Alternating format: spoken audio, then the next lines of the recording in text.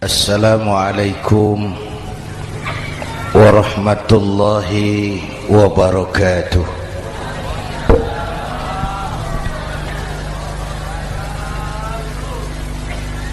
Alhamdulillahi wa kafa,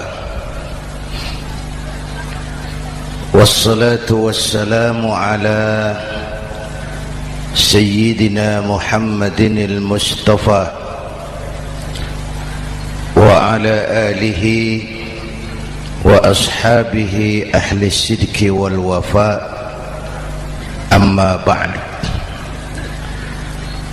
Para ulama, para habaib, para masyayikh yang saya muliakan,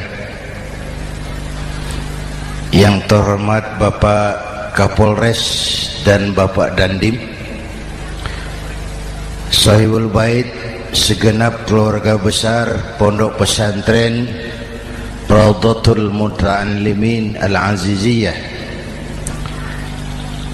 bapak-bapak, ibu-ibu, hadirin hadirat ma'asyiral muslimin yang saya cintai. Saya bersyukur dapat menghadiri haflah Maulidin Nabiil Karim, dan saya bangga dan terharu dengan keberadaan Pondok Pesantren Raudhatul Muta'allimin Al-Aziziyah ini. Sekarang ini banyak orang bisa memberi contoh, tapi sedikit orang bisa menjadi contoh. Memberi contoh itu mudah, tapi menjadi contoh itu yang sulit. Oleh karena itu, pada kesempatan ini kita ingin mengambil contoh bagaimana Rasul melaksanakan perjuangan. Apa modal utamanya? Saya sampaikan 3 sajalah, mudah-mudahan selesai 10 menit.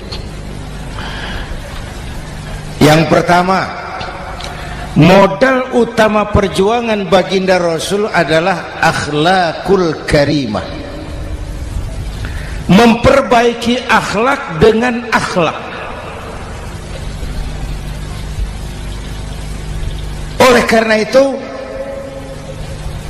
surah Madu sudah selesai. Dari dan ke Madura jadi lebih mudah.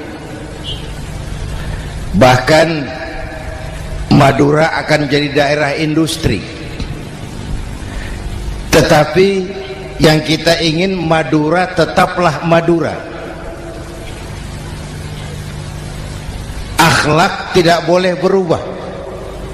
Zaman boleh berubah, akhlak tidak. Masa boleh berganti, tapi keyakinan tidak boleh mati. Nah, soalnya adalah kepada siapa kita harus berakhlak.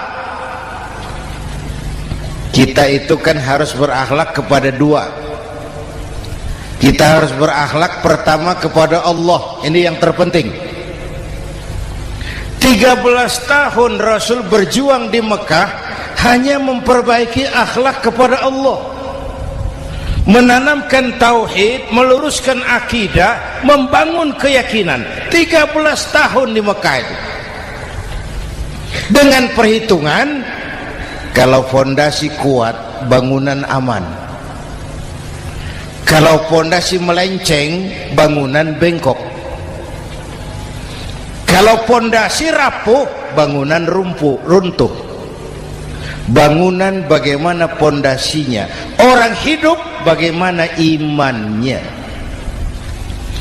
Kekuasaan dan jabatan baru ada manfaatnya kalau dipegang tangan orang beriman. Kalau tidak, yang muncul Fir'aun. Harta baru terasa manfaatnya kalau dipegang tangan orang beriman. Itulah sebabnya bangsa kita ini bukan cuma perlu orang pintar, kita perlu orang benar. Bahkan di masyarakat lebih baik benar tidak terlalu pintar ketimbang pintar tapi tidak benar.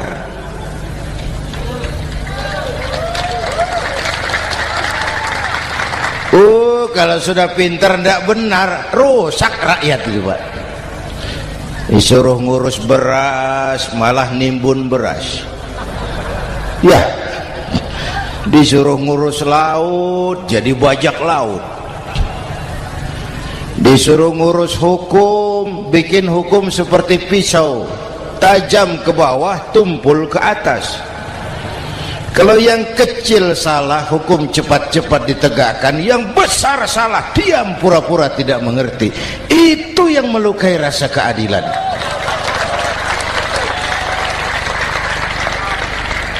Mulai dari akhlak kepada Allah. Bagaimana cara berakhlak kepada Allah? Caranya dua. Pertama, jangan menyekutukannya dengan sesuatu pun. Yang kedua, jangan menyembah kecuali hanya kepadanya. Itu akhlak kepada Allah. Konsisten, disiplin. Saya bersaksi tiada Tuhan selain Allah, maka saya tidak akan menyembah kecuali hanya kepada Allah. Saya tidak akan takut kecuali hanya kepada Allah. Saya tidak akan minta tolong kecuali hanya kepada Allah. Saya tidak akan melarikan persoalan kecuali hanya kepada Allah. Saya bersaksi Nabi Muhammad utusan Allah, Nabi terakhir. Tidak ada Nabi sesudah Nabi Muhammad. Harga mati, titik. Disiplin. Ada yang mengaku jadi Nabi, wajib tidak percaya. Disiplin.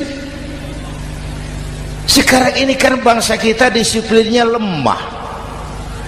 Korupsi agak sulit diberantas karena pejabat kita takut atasan tapi nggak takut Tuhan.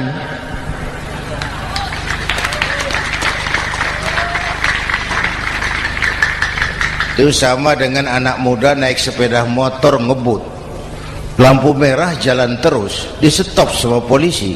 Break. Iya Pak. Minggir. Siap. SIM ada Pak. SNK ada Pak. Tahu kau lampunya merah? Tahu Pak. Kenapa lewat terus? Saya nggak tahu, ada bapak. Itu disiplin kita. Tenang bener jawabnya, kayak orang nggak salah gitu.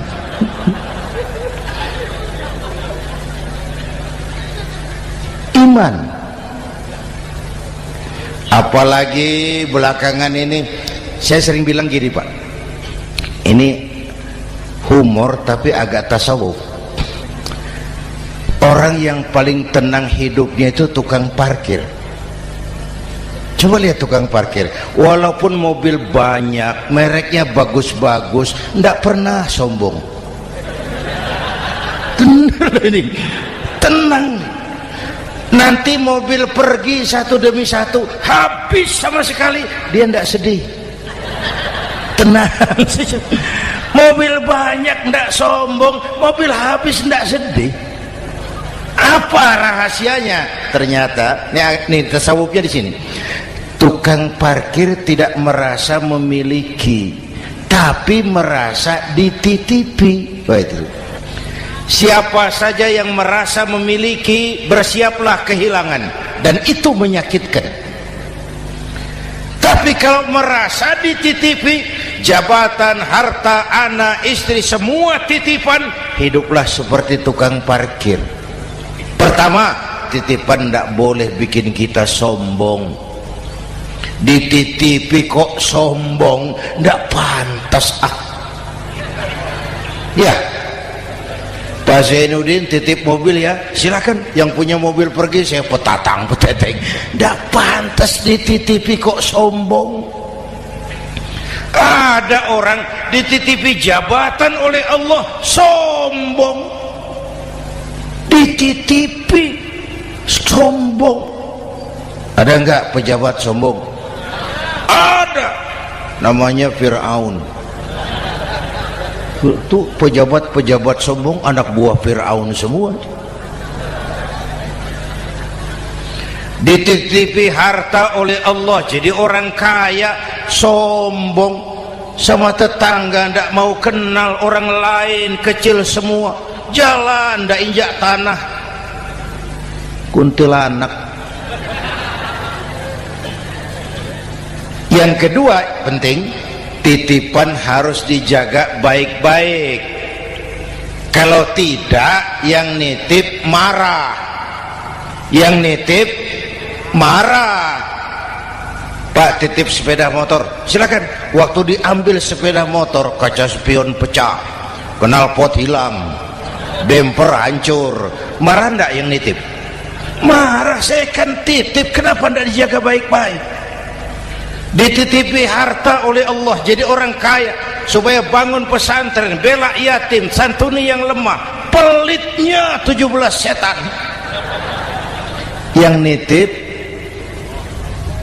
nitip marah.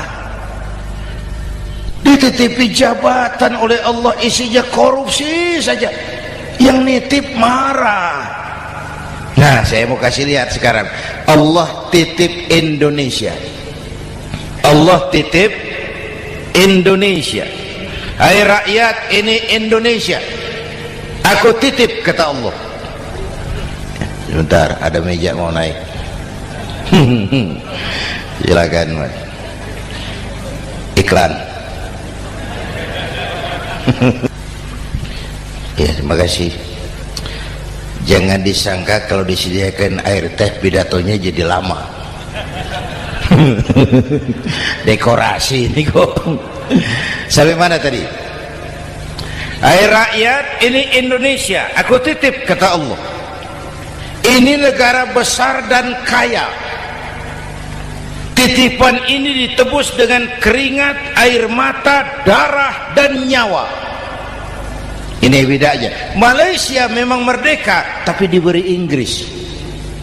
Singapura merdeka, diberi Inggris. Indonesia merdeka, keringat, air mata, darah, dan nyawa. Ini negara aku titip, kata Allah. Ini negara besar dan kaya. Buminya subur. Di atas perut buminya segala tanaman hidup. Di bawah perut buminya ada gas, minyak, batu bara. Lautnya kaya, hutannya kaya. Kekayaan negeri ini harus digunakan bagi sebesar-besar kemakmuran rakyat. Itu amanat konstitusi. Disalahgunakan, dikorupsi, yang nitip marah. Yang nitip marah. Kalau dia marah, dia suruh makhluknya yang lain negur. Siapa? Merapi, Bromo, anak Krakatau. Itu Merapi demo, Pak. Kalau kita rakyat demo, anak buahnya Pak Danres turun. Tapi kalau Merapi demo, siapa yang mau ngatasi? Mbak Marijan. Selesai. Sekarang Mbah Marijan sudah kumpul sama Mbah Surip di alam barzah. Dia sudah ketemu dia. Kata Mbah Surip, tenang Mbah Marijan, tak gendong, aman sudah. Aman sudah. Saya mau bilang Merapi itu makhluk, Krakatau itu makhluk, Bromo itu makhluk. Tidak mungkin makhluk bergerak dengan sendirinya, pastilah ada yang menggerakkan. Maka baik-baiklah sama yang bikin angin supaya bertiupnya sesuai keperluan. Baik-baik dengan yang bikin air supaya datangnya sesuai kebutuhan. Baik-baik sama yang bikin gunung supaya meletusnya pelan-pelan.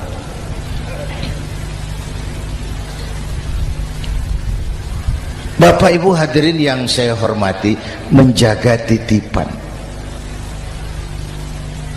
Jangan menyembah kecuali hanya kepadanya. Jangan menyekutukannya dengan sesuatu pun. Ayo, saya ngobrol kita. Bapak Ibu hadirin yang hadir di sini ini, kita ini semua hamba Allah apa bukan? Hamba Allah. Kata siapa? Kata kita. Kalau kata kita, namanya ngaku. Ngaku itu boleh dan murah. Apa diakui?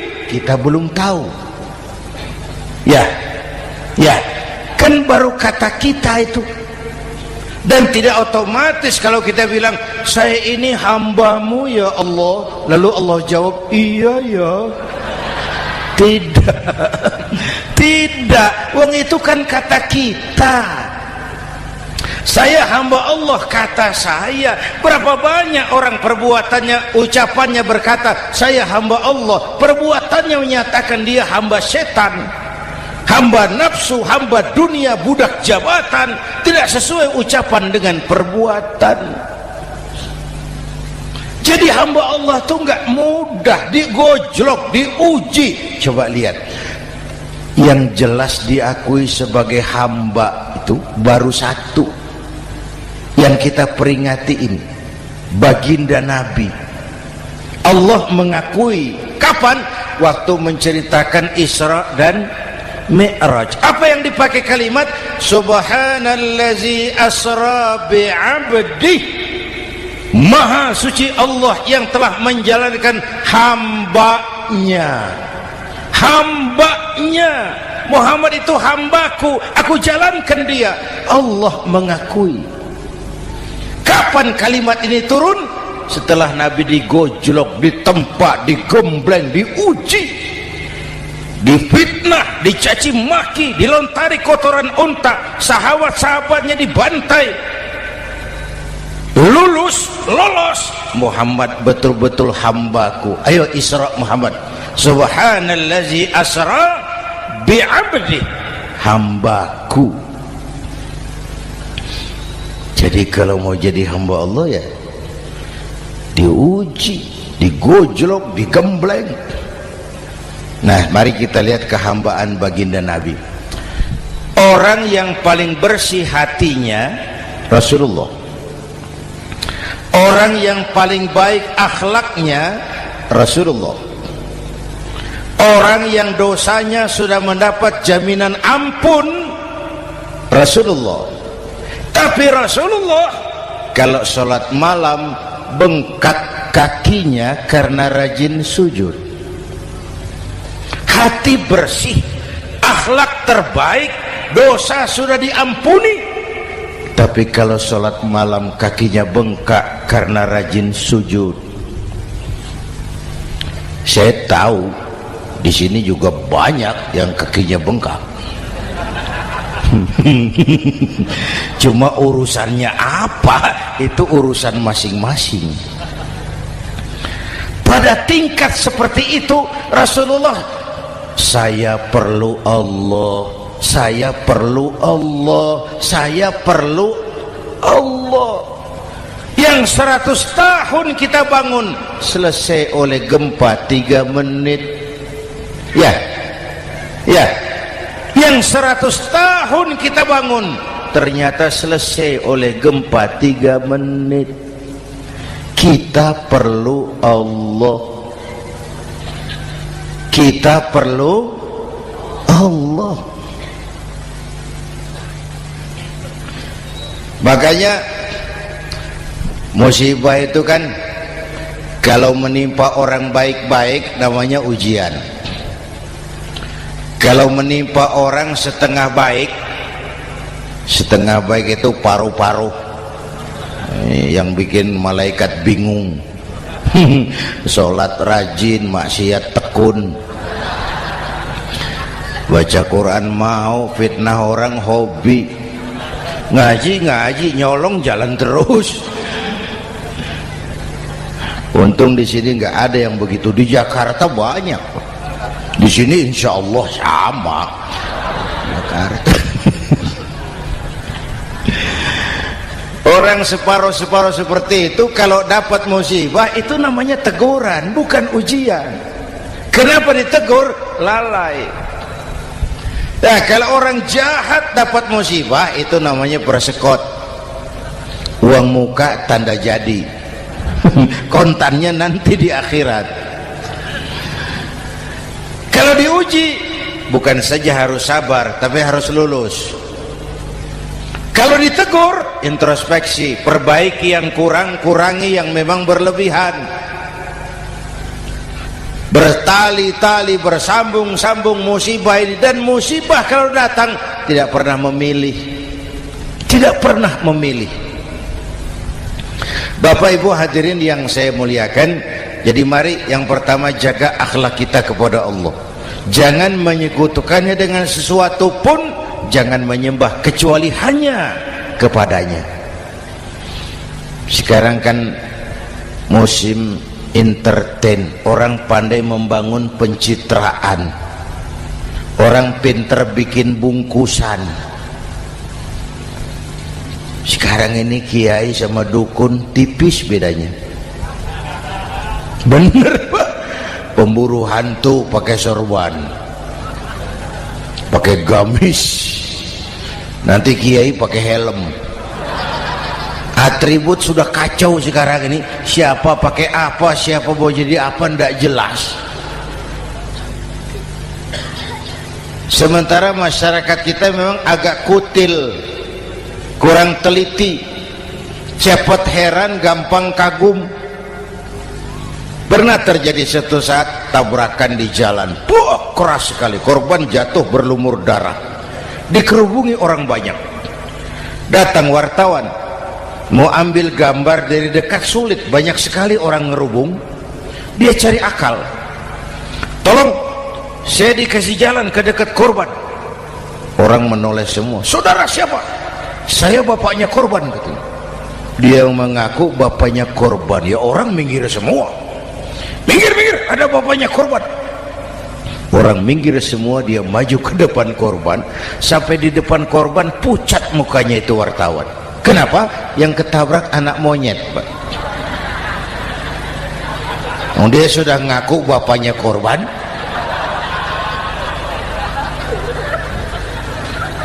Ini cerita pendek tapi pesannya dalam. Kalau belum kenal benar jangan cepat-cepat ngakui. Ya, rakyat harus cerdas sekarang ini. Emas pasti kuning, benar itu? Apa semua yang kuning pasti emas? udah cerdas lah itu, udah cerdas lah itu. Hati-hati, ini zaman pencitraan. Orang pandai bikin bungkusan. Oleh karena itu kita juga harus punya filter supaya tidak hanyut oleh kedangkalan-kedangkalan pencitraan itu. Satu itu akhlak kepada Allah. Yang kedua, kepada siapa kita berakhlak? Kepada sesama manusia. Kepada sesama manusia itu siapa? Pertama, sesama muslim. Malam ini saya hadir di sini, saya tidak merasa tamu. Saya hanya keluarga di tengah keluarganya. Bahwa saya lahir di Jakarta itu sih kebetulan, saya nggak pesan. Yang kita tidak pesan jangan diributkan, kita nggak pesan. Warna kulit seperti ini kita nggak pesan. Dari suku apa lahir kita nggak pesan.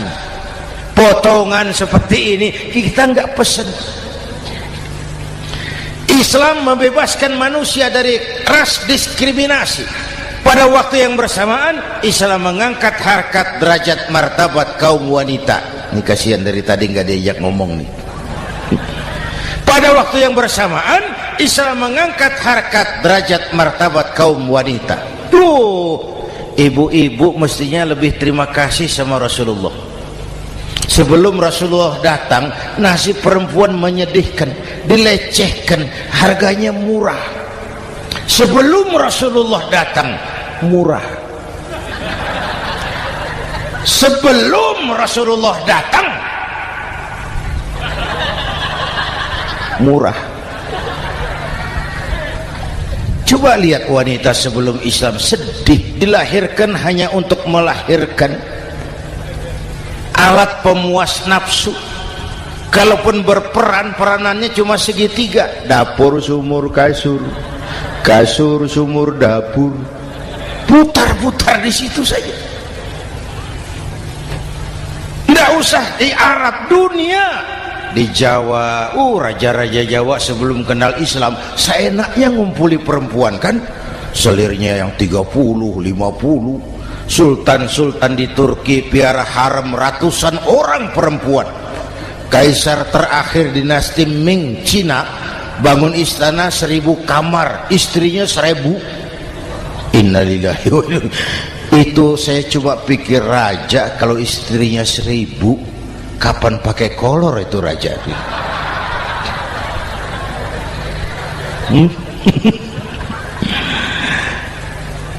Rasulullah datang terenyuh, an-nisa imadul bilad, perempuan jangan diperlakukan begitu, perempuan tiang negara. Kalau baik perempuan baik negara, kalau rusak perempuan hancur negara. Waktu ditanya, ya Rasul, siapa yang paling harus saya taati di dunia? Ibumu. Setelah itu siapa lagi? Ibumu. Setelah itu siapa lagi? Ibumu.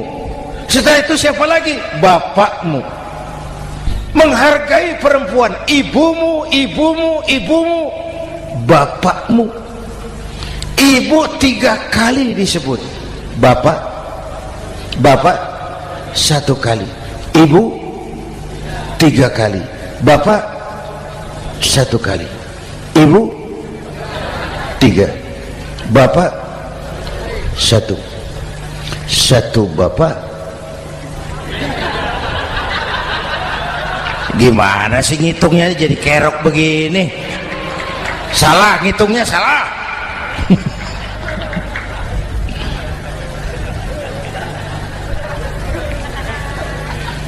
Lalu dicairkan kehidupan kemasyarakatan di masjid.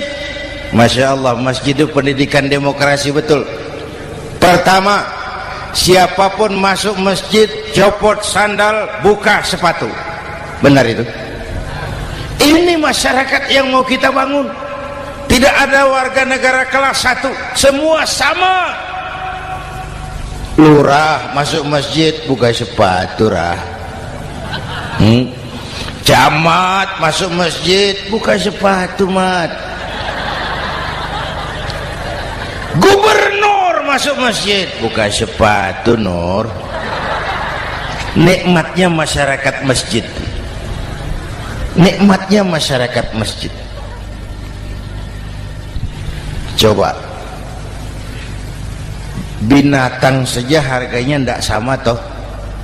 Sapi yang mahal yang gemuk, betul, karena harga sapi pada dagingnya. Makin gemuk sapi makin mahal harganya. Tapi ada burung perkutut lebih mahal dari sapi, padahal dagingnya sedikit, betul. Kenapa harganya lebih mahal dari sapi? Harga perkutut suaranya. Di mana harga manusia yang paling gemuk? Silahkan bersaing dengan sapi. Maaf.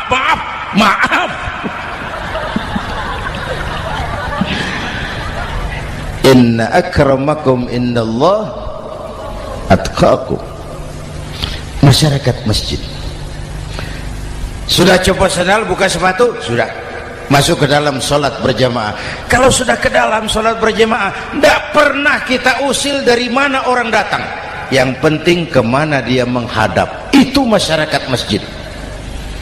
Dari mana kamu? Dari kidul, Pak, madhab ngulon. Kamu dari mana? Dari lor, Pak, madhab ngulon. Kamu dari mana? Dari kulon, madhab ngulon juga. Ini kan konsep bineka tunggal ika. Dari manapun orang datang, apapun warna kulitnya, dari suku apapun ia dilahirkan, kalau akidahnya sama, itu saudara kita. Lalu sholat berjamaah.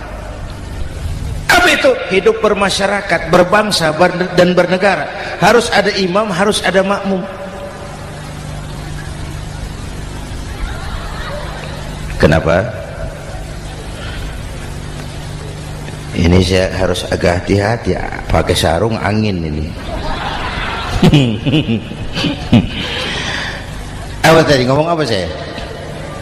Sholat berjamaah, bermasyarakat, berbangsa dan bernegara. Ada imam, ada makmum. Siapa makmum? Kita ini rakyat. Siapa imam? Para pemimpin negara. Apa bedanya? Imam harus dipilih, makmum nggak usah. Coba baca kitab fikih yang setebal apapun, nggak ada bab pemilihan makmum. Nggak usah, makmum nggak usah dipilih. Orang buta boleh jadi makmum, orang bisu boleh jadi makmum, tukang mabuk boleh jadi makmum, tapi tidak tiap orang boleh jadi imam. Imam harus dipilih. Siapa yang jadi imam? Pertama, a'lamuhum, orang yang paling alim di kampungmu angkat jadi imam. Yang paling alim, bukan yang paling tua. Yang paling alim, tahu urusan, punya konsep, punya visi dan misi, mengerti negara ini mesti dibawa kemana, jalan keluarnya apa, angkat jadi imam. Pak, ada dua orang Pak, alimnya sama, yang mana yang dipilih? Kalau ada dua orang alimnya sama, kata Nabi, afsahuhum, yang lebih fasih lidahnya. Apa artinya fasih? Nyambung sama rakyat, tahu apa yang dimaui rakyat, nyambung. Tidak sah orang fasih bermakmum kepada imam cedal.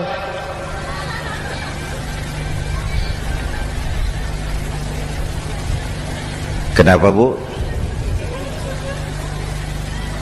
Nyambung. Capek kalau punya imam gak nyambung sama makmum. Makanya kalau sudah jadi imam, pesan Nabi apa? Idza amma ahadukumun nasa falyukhaffif. Kalau kamu jadi imam, ringankan sholat kamu, jangan terlalu panjang. Itu makmum tidak sama kekuatannya.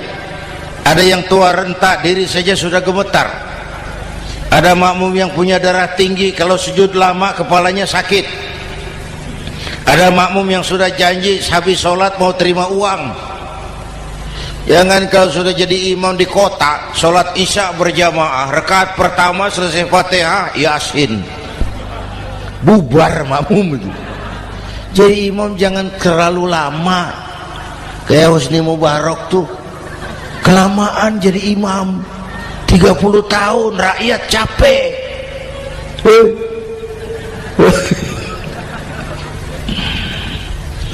Bapak Ibu hadirin yang saya hormati, nah masyarakat Islam ini loyal, taat, setia. Kapan? Kalau imamnya benar. Imam takbir, makmum takbir, imam ruku', makmum ruku', imam i'tidal, makmum i'tidal, imam sujud, makmum sujud. Tapi masyarakat Islam tidak buta. Imam keliru, makmum wajib menegur. Ya, bagaimana negurnya? Mestinya ruku', imam sujud. Wah, keliru ini. Subhanallah, kan gitu. Itu aturan main. Tidak boleh imam keliru, makmum emosi, main pegang, mam, hoi salah, hoi, kacau sholat.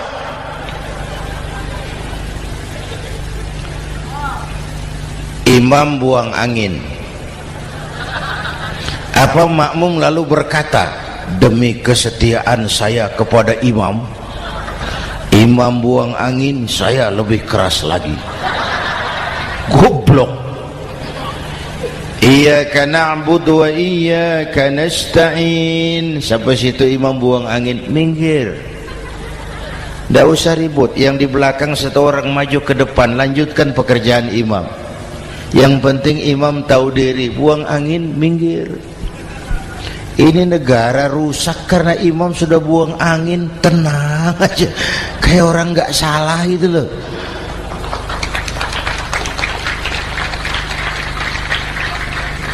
Selesai sholat dikasih tahu, imam tadi buang angin ya sedikit. Apa kalau nggak sedikit lalu nggak rusak sholat itu? Nah, dalam berjaga akhlak kepada sesama, ayo kita jaga kesatuan, persatuan, kerukunan, kekompakan. Ini pesantren Raudhatul Muta'allimin Al-Aziziyah, ini aset kita. keberadaannya, pengembangannya, kelangsungannya, bukan sekedar tanggung jawab pengurusnya, tanggung jawab kita sesuai dengan bidang dan kemampuan masing-masing.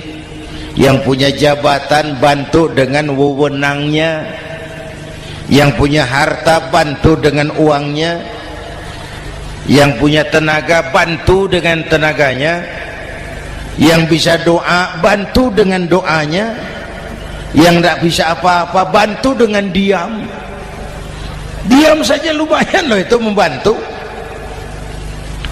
Bapak Ibu hadirin yang saya hormati, saya ingat almarhum Panglima Besar Sudirman pernah bilang, kamu itu kalau mau menang harus kuat, kalau mau kuat harus bersatu, kalau mau bersatu hidupkan semangat silaturahmi.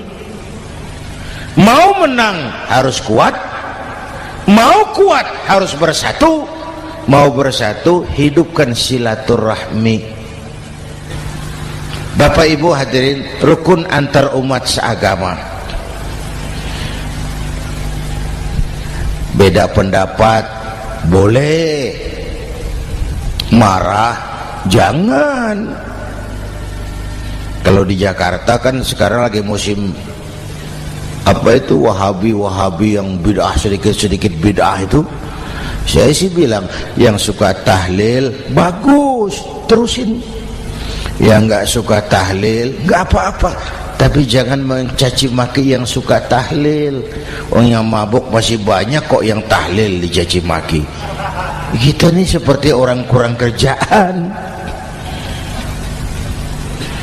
Waktu guru saya Hadratul Mukarram Ki Haji Dr. Idham Khalid wafat, saya ajak orang baca Fatihah. Selesai, saya lagi duduk di belakang, seorang pengusaha nemui saya, Kiai, kenapa? Saya coba ingin kepastian. Apa? Orang yang sudah mati dibacakan Fatihah itu, apa pahalanya sampai? Saya bilang gini, Mas, kamu kalau nggak percaya mati aja dulu. Saya bacain Fatihah, tunggu di sono. Kalau nggak nyampe balik lagi nggak apa-apa.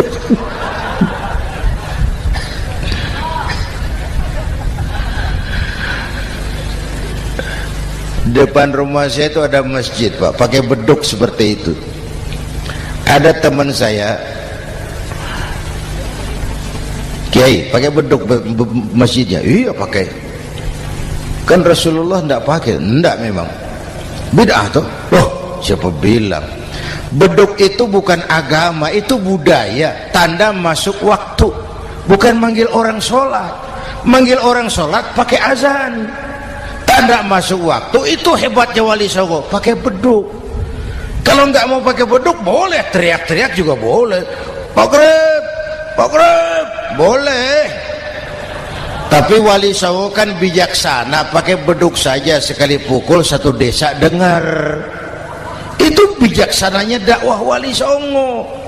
Kalau beduk dianggap bid'ah, miskin kita. Itu budaya. Seperti sepeda motor, itu budaya. Kalau nggak mau pakai beduk boleh, teriak-teriak juga boleh. Maghrib, maghrib, boleh. Tapi Wali Songo kan bijaksana, pakai beduk saja, sekali pukul satu desa dengar. Itu bijaksananya dakwah Wali Songo. Kalau beduk dianggap bid'ah, miskin kita.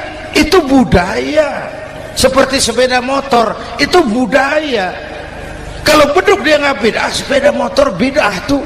Rasulullah nggak pakai, jual, beliin unta.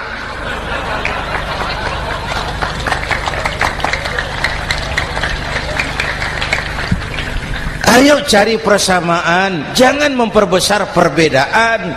Hormati pendapat orang kalau pendapat kita juga ingin dihormati. Kasus Ahmadiyah meledak lagi di Cikesik, Banten. Lalu pendekar-pendekar HAM menganggap itu tirani, mengganggu kebebasan beragama. Dia lupa bahwa Ahmadiyah masalahnya bukan kebebasan beragama, tapi penodaan terhadap agama. Kalau kebebasan beragama sih umat Islam welcome. Orang mau Hindu, mau Buddha, mau Kristen bebas memilih agamanya masing-masing. Tapi ini kan Ahmadiyah lain, ngakunya Islam tapi ada nabi lagi sesudah Nabi Muhammad, namanya Mirza Ghulam Ahmad, asal dari India. Saudara hadirin yang saya hormati, ini yang prinsip penodaan terhadap agama. Kalau nggak ngaku Islam nggak masalah. Supaya mau aman caranya cuma dua, Ahmadiyah jadi agama sendiri, karena Malaysia sudah melarang, Brunei sudah, Rabithah Alam Islami menyatakan aliran sesat, Saudi Arabia melarang pengikut Ahmadiyah pergi bikin haji, udah dianggap non muslim. Cuma memang pemerintah kita nggak tegas. Kalau dari dulu dinyatakan dilarang, nggak akan ada lagi kasus-kasus seperti itu.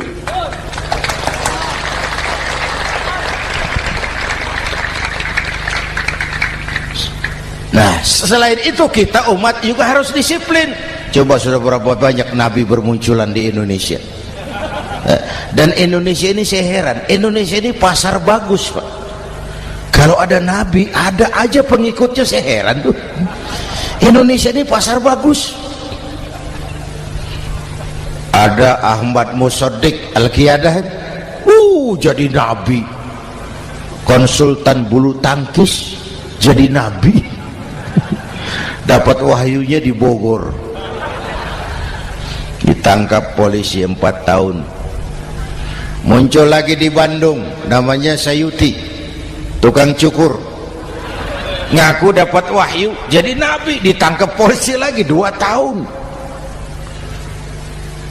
Di Malang Ustadz Roy, ya sebenarnya petinju, dia masuk Islam, mu'alaf, belajar Islam tidak pakai guru, diutak-atik ayat Quran. Sholat kita harus mengerti artinya, maka sholat boleh pakai bahasa masing-masing.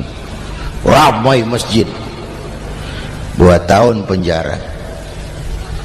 Di Jakarta muncul lagi Lia Edan, ngaku Jibril, ditangkap juga oleh polisi. Kita salut sama polisi kita lah, bukan cuma teroris, Jibril ditangkap Pak Kapolres. Saya bilang sama teman-teman polisi, untung dia ngaku Jibril, Pak. Coba kalau dia ngaku Israel, lebih gawat itu.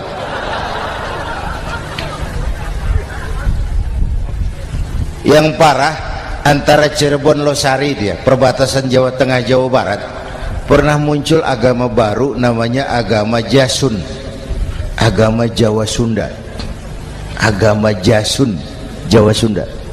Yang jadi nabi Tugimin. La haula wala quwata. Saya bilang ini jangan jadi nabi, jadi kiai juga nggak angker ini. Al Mukarram Bapak Kiai Tugimin, nggak enak.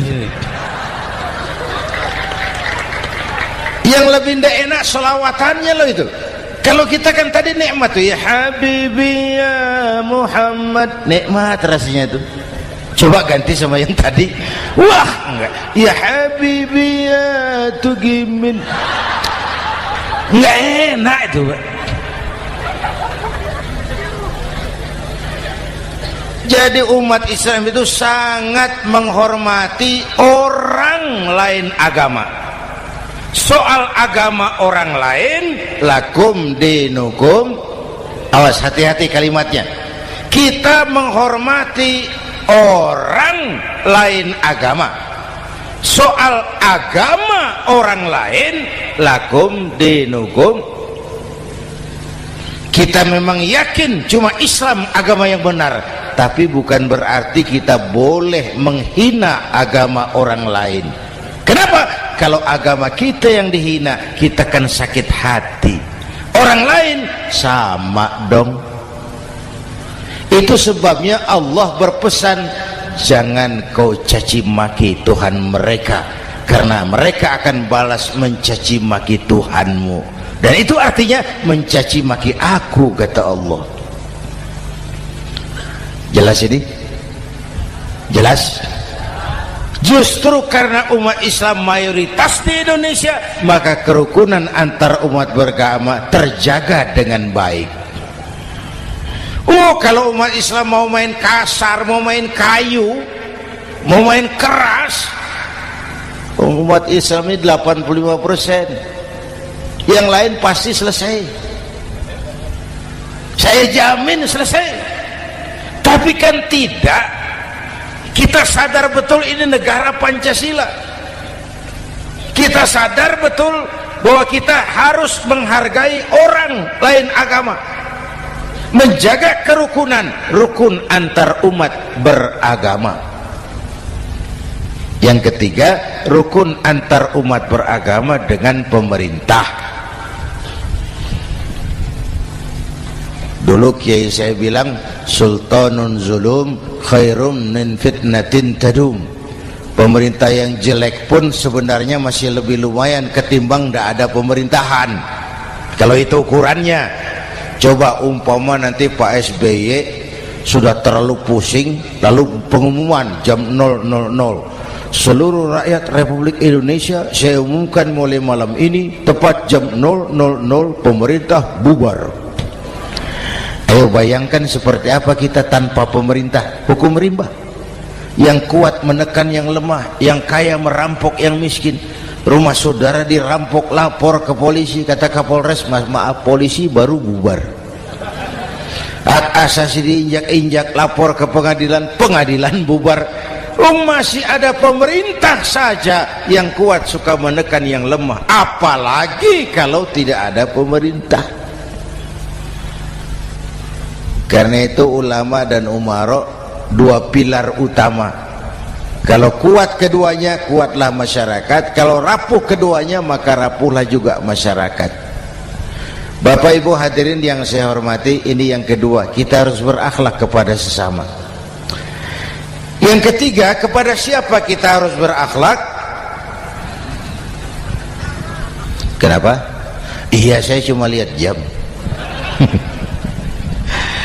Yang ketiga, kepada siapa kita harus berakhlak? Kita ini harus berakhlak kepada makhluk Allah yang lain di luar manusia. Kepada air kita harus berakhlak loh Pak. Saya dulu remaja ngaji fikih, kiai ngajar makruh buang air kecil di tanah yang berlubang. Saya protes, kenapa makruh kiai? Pertama, untuk kesehatan, siapa tahu di lubang yang kau kencingi ada gas beracun. Kalau tidak kiai, kalau tidak maka artinya kau harus melindungi binatang yang ada di dalam lubang. Siapa tahu di lubang yang kamu kencingi ada semut sedang rapat membahas masalah Mesir. Apa dosanya lalu mati dikencingi? Ini namanya rahmatan li semut. Bapak Ibu hadirin yang saya hormati, ada hadis sederhana, fa iza zabahtum fa ahsinu zibhata. Kalau kamu menyembelih hewan, sembelihlah dengan cara yang terbaik. Jangan nyembelih ayam pakai pisau tumpul, itu namanya tidak berperi kebinatangan. Kepada ayam kita berakhlak, kepada pohon kita berakhlak, kepada air kita berakhlak. Kenapa sekarang alam tidak seramah dulu? Karena kita juga tidak ramah kepada alam. Kenapa sering terjadi banjir? Karena tempat air kita kurangi. Dia bingung mau kemana. Air nggak punya tempat, akhirnya masuk ke rumah kita juga, masuk dalam zoharul fasadu bil barri wal bahri bima kasabat aydin nas, karena kita tidak berakhlak kepada lingkungan. Bapak Ibu hadirin yang saya hormati, jadi itu yang pertama, modal utama perjuangannya akhlakul karimah. Mau sukses, utamakan akhlak. Industrialisasi boleh terjadi di Madura, jalan berhotmik licin, oke, listrik masuk desa, alhamdulillah, tapi akhlak jangan berubah, akidah jangan goyah.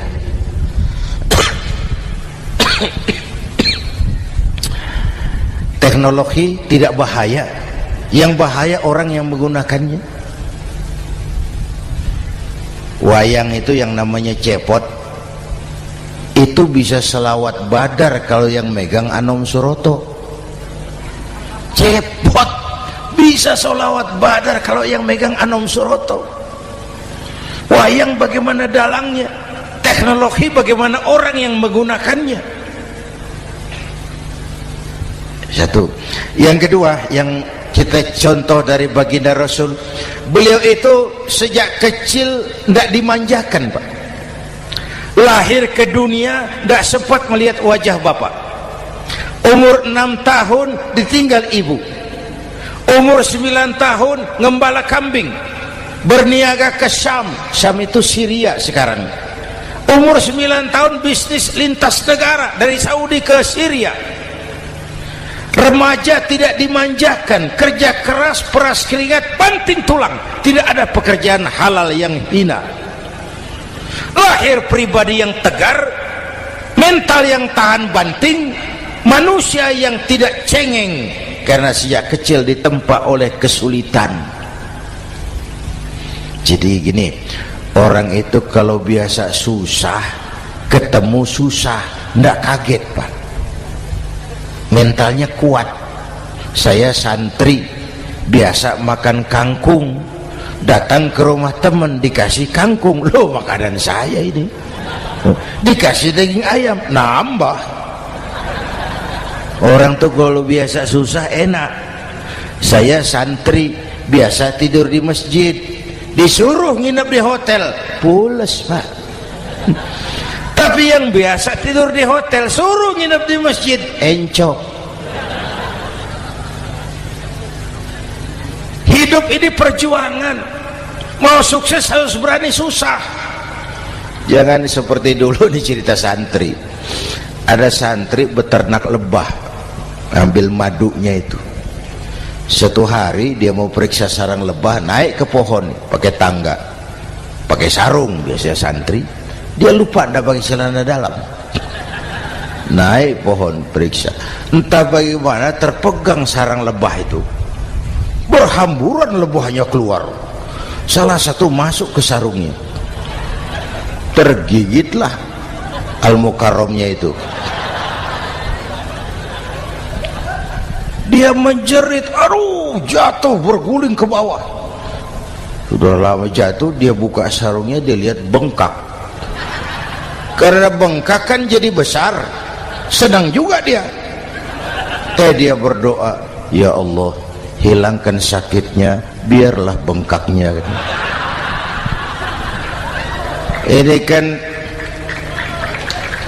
Ini doa orang nggak konsekuen. Bengkak dan sakit itu paket. Mau bengkak ya harus berani sakit. Masa sakitnya bengkaknya mau, sakitnya nggak mau. Itu satu itu. Yang kedua, kita ini sering kalau punya cita-cita sering seperti rapat tikus. Satu hari sekelompok tikus rapat paripurna tikus untuk mengantisipasi bahaya kucing.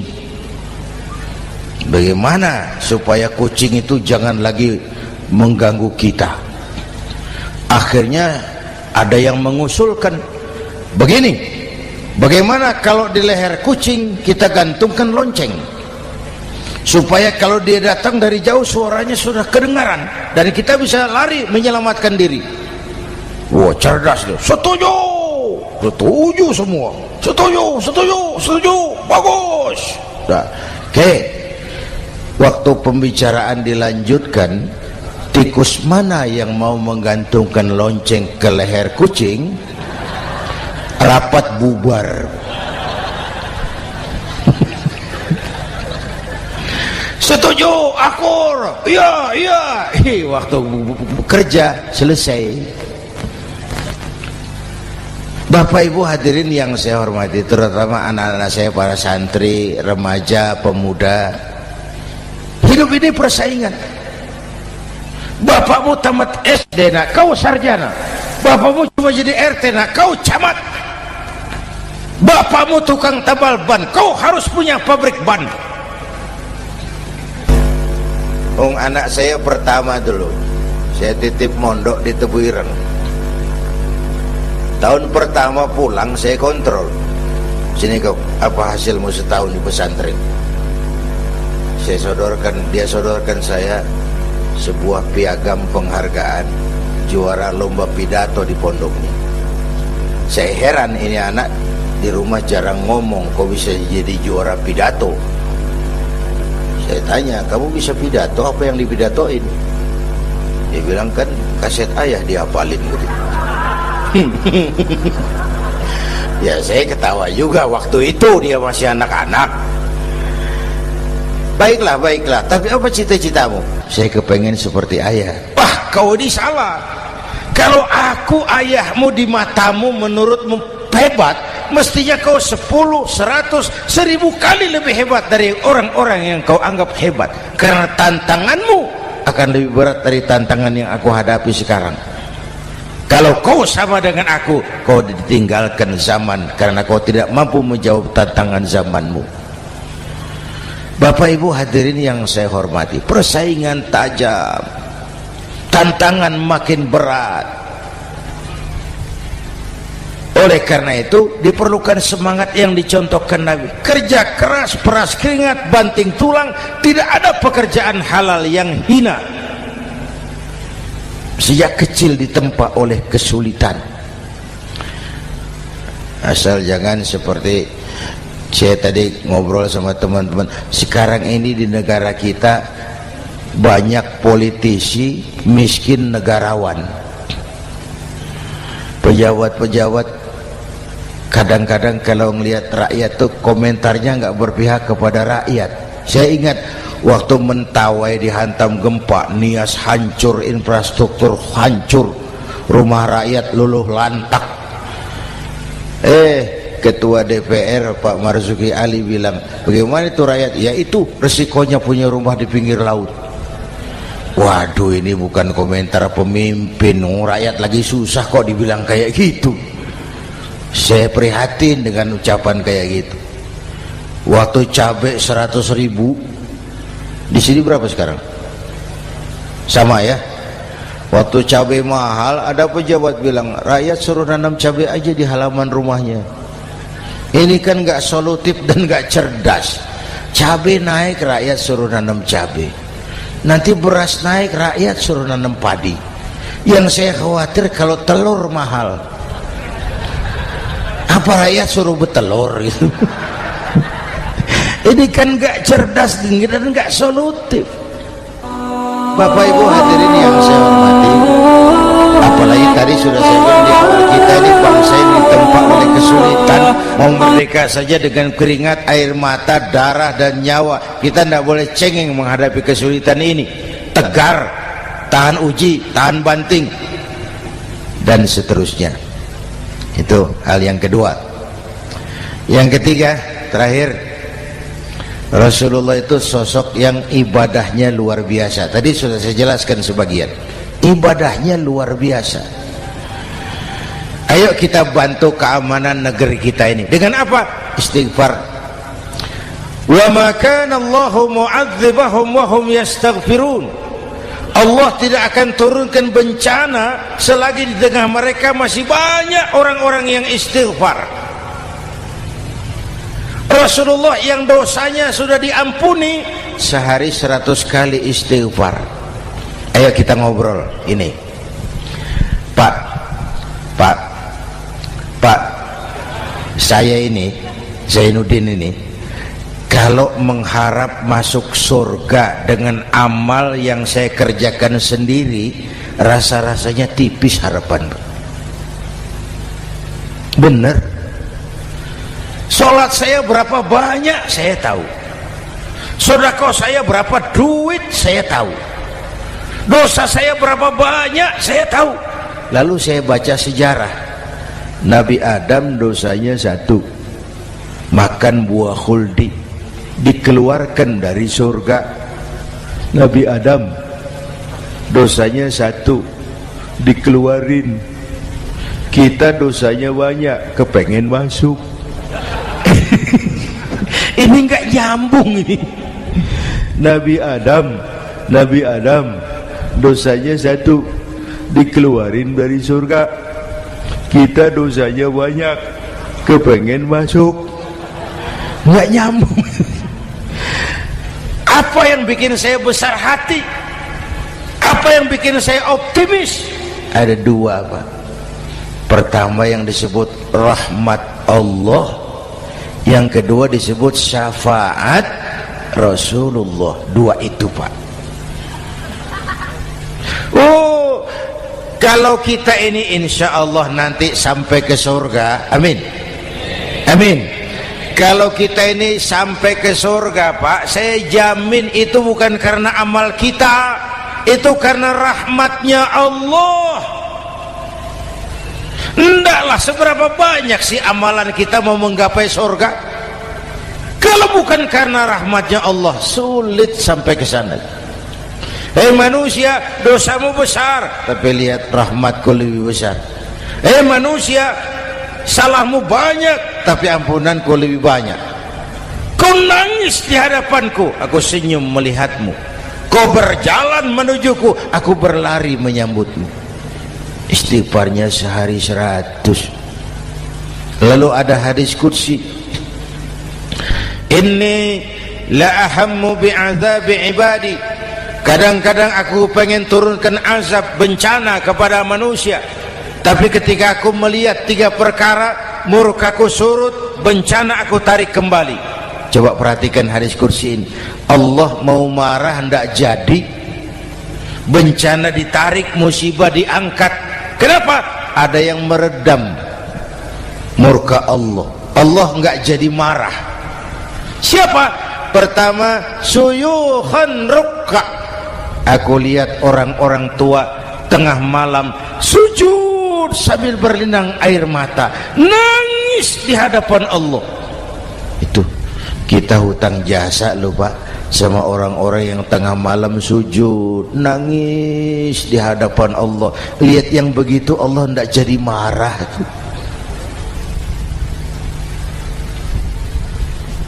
Saya tahu nih bapak-bapak nih, ibu-ibu kan suaminya sering bangun tengah malam ya, Bu. Kencing.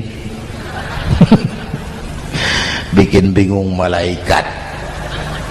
Sudah mau ditulis tahajud, kencing doang.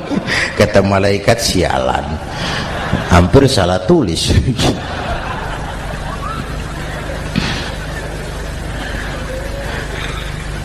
Aku lihat orang tua tengah malam sujud sambil berlinang air mata. Lalu aku lihat bayi-bayi tanpa dosa masih menyusu, sibyanan rudda. Bayi-bayi tanpa dosa masih menyusu, suci bersih, belum ternoda. Wa bahaiman rudda. Dan aku lihat binatang ternak melata mencari makan, kambing mudah cari rumput, alam terjaga keasriannya.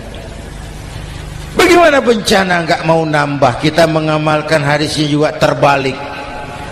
Yang diminta itu orang tua tengah malam sujud, bayi tanpa dosa nyusu. Sekarang bayi tanpa dosa dibuang ke tempat sampah gara-gara orang tua tengah malam nyusu. Terbalik namanya. Yang diminta itu orang tua tengah malam sujud, bayi tanpa dosa nyusu. Ini bayi tanpa dosa dibuang ke tempat sampah gara-gara orang tua tengah malam.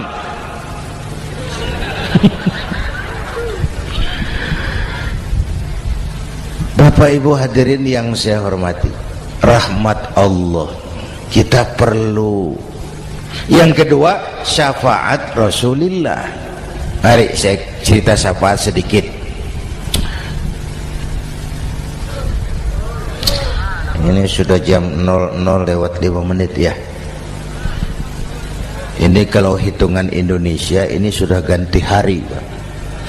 Jadi inilah ceramah terpanjang di dunia. Bayangkan saya pidato dari hari Selasa sampai hari Rabu.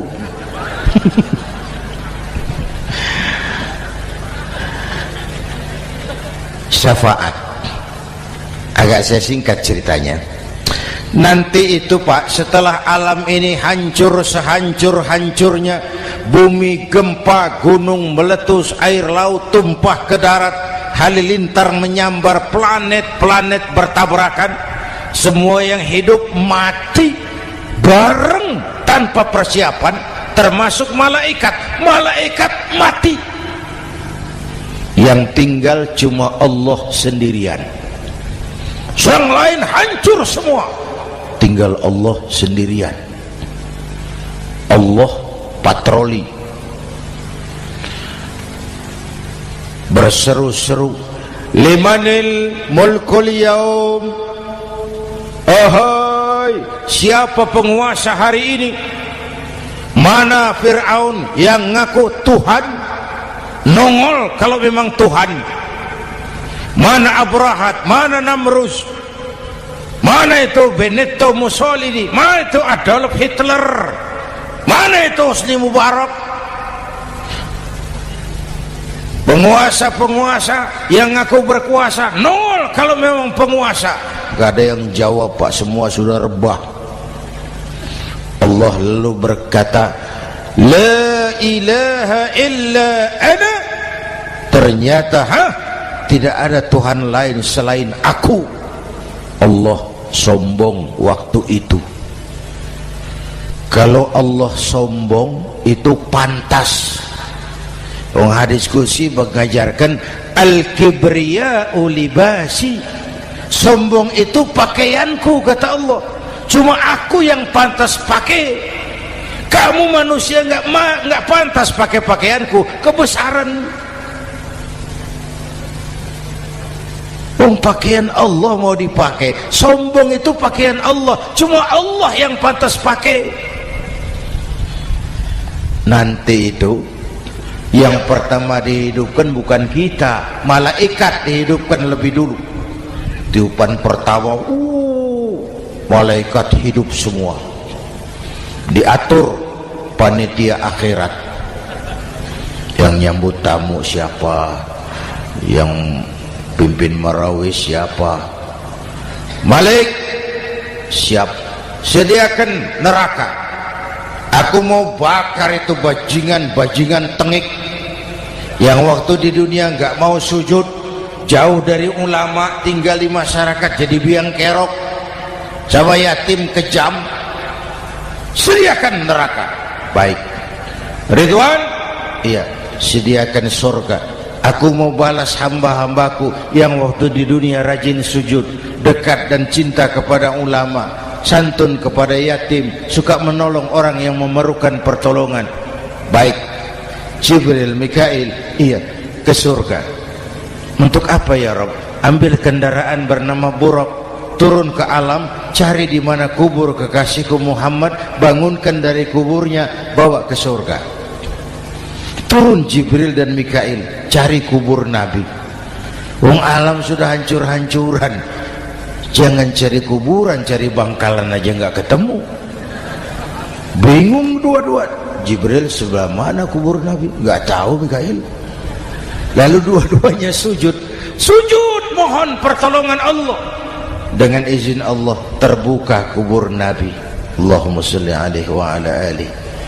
Bangun dari tidur seperti orang bangun dari kubur seperti orang bangun tidur. Nabi mengusap mata, menoleh ke kanan Jibril, menoleh ke kiri Mikail.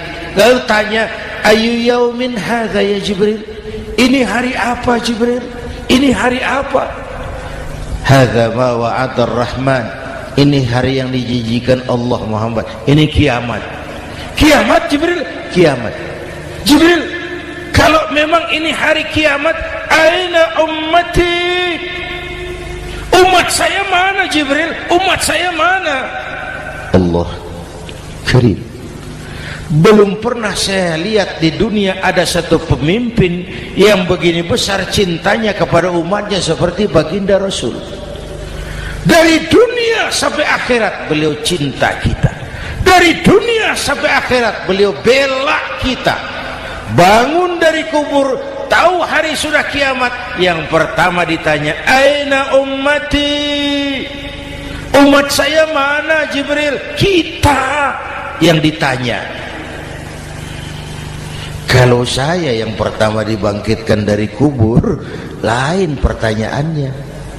Ini hari apa Jibril? Kiamat Zainuddin. Oh, bini saya mana Jibril? Nabi enggak tanya Khadijah wala Fatimah wala Aisyah, aina ummati, umat saya mana Jibril? Umatmu? Iya, kau manusia pertama yang dibangunkan dari kubur, yang lain masih dikubur. Oh, lalu kita ke surga Muhammad, perintah Allah, perintah Allah. Sampai di surga seperti orang tidak betah Nabi itu, resah, gelisah, mondar mandir, mukanya murung. Yang punya surga kan negur, Muhammad, labbaik ya Rabb. Tidak enak di surga ya? Enak. Kok kamu seperti orang nggak kerasan gitu, resah, gelisah? Kenapa? Saya teringat umat saya ya Allah. Umat saya bagaimana nasibnya? Iya, saya sudah enak di DPR. Salah. Saya sudah enak di surga, gaji cukup, kursi empuk, dapat mobil dinas. Nggak. Umat saya yang waktu kampanye kepanasan itu gimana nasibnya itu?